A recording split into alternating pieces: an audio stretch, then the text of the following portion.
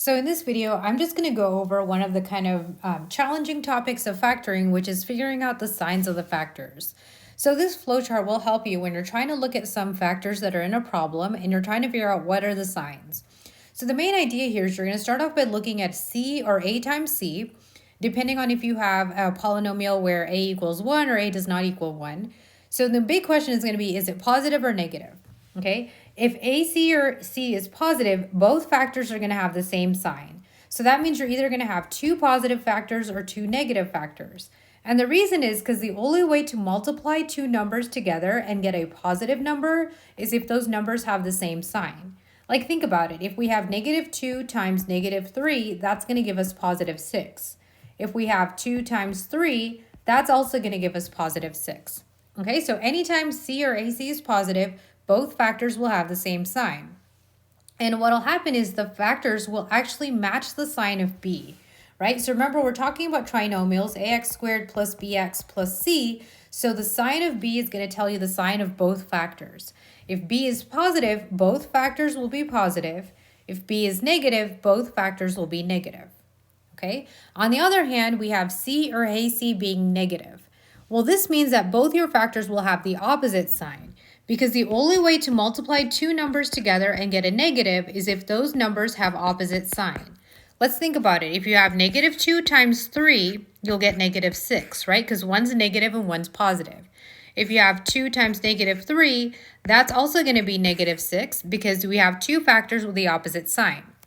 So when you have two factors with the opposite sign, the sign of B is going to tell you the sign of the bigger factor.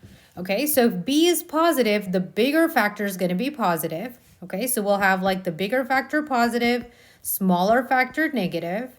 And then if B is negative, the bigger factor is going to be negative, and the smaller factor is going to be positive. Okay, so take a few minutes and look at this chart, because I know that figuring out the signs of factors is one of the trickier aspects of factoring trinomials. So let's look at some examples. So suppose we want to factor x squared plus 7x plus 12. Okay, so this is in ax squared plus bx plus c form. So a is 1, b is 7, and c is 12. Okay, so we need two factors of 12 that need to add up to 7. Let's use our chart to figure out the sign. Well, in this case, C is positive, right? So both our factors are going to have the same sign. B is also positive, so both factors will be positive. Okay, so we're going to list out the factors of 12 and make the signs both positive. Well, the factors of 12 are 1 and 12, and let's see, 2 and 6, and 3 and 4, right? And then if we add those together, 1 and 12 gives us 13, 2 and 6 is 8, 3 and 4 is 7, so that's our correct combination. Okay, so the factored form is going to be x plus 3 times x plus 4. So now let's try x squared minus 9x plus 14. So a is 1, b is -9, and c is 14, right? So let's figure out the signs of our factors. So in this case, we have c is positive, and so both our factors are going to have the same sign.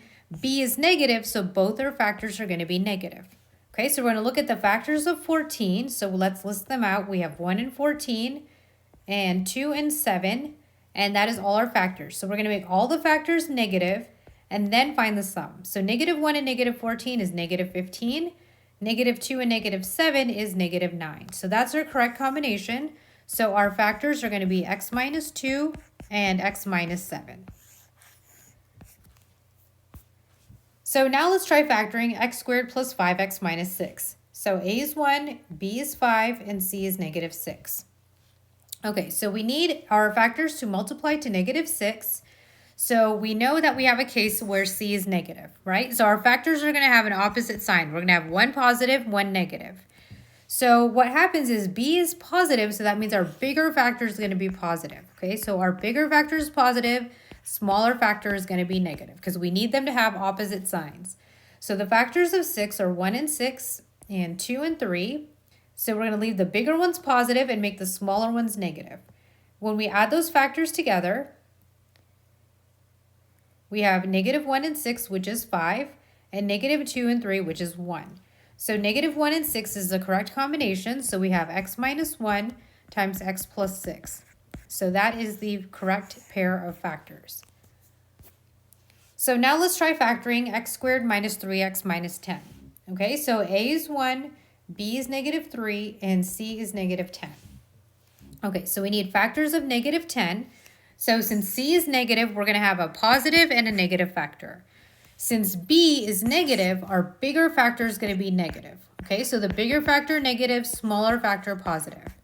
So let's list out the factors of 10. We have 1 and 10, and we have 2 and 5. Okay, let's go through and make the bigger factor negative. So 1 and negative 10 is going to be negative 9. 2 and negative 5 is going to be negative 3. So when we write our factors, it's going to be x plus 2 times x minus 5. So I hope this helps you out with trying to figure out how the signs work on how when you have to figure out the factors of these different trinomials.